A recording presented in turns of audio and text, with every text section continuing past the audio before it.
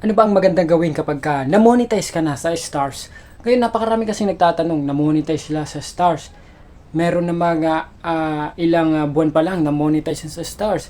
Kasi, syempre, na-monetize ka na sa stars, ibig sabihin is, kikita ka na sa stars earnings. So, invited ka na para mag-earn ng money. Ito ang magandang gawin dyan. So, kapag na-invite ka na or monetize ka na sa stars, ang gagawin mo lang, syempre, unang-una, i-set up mo yan. May mga video ako dyan kung paano yan i-set up. Scroll mo lang dyan sa ating YouTube, sa account na to mismo.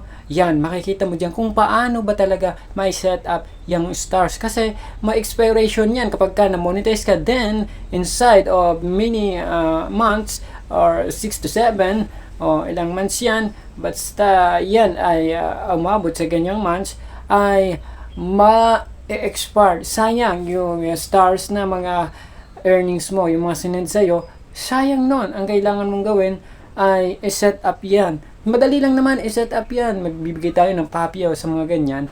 So, pagka sineset up mo yan, kailangan mo lang ng ID, TIN number, yung mga ganyang dapat mong unahin i-priority.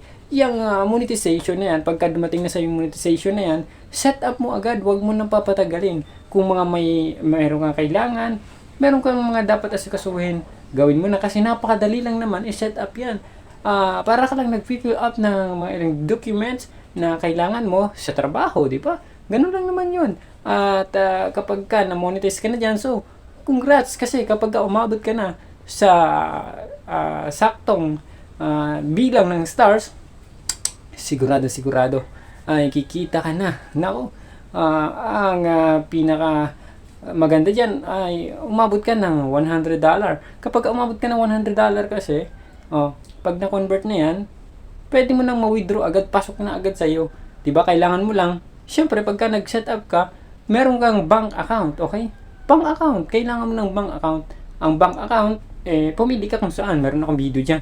Kung anong bangko yung ginagamit ko nung nagsisimula ako sa pagbablog dito sa YouTube. At iyan, iniligay na nga natin dyan yung mga earnings. Dyan natin ipapakita kung paano kumuha ng bank account.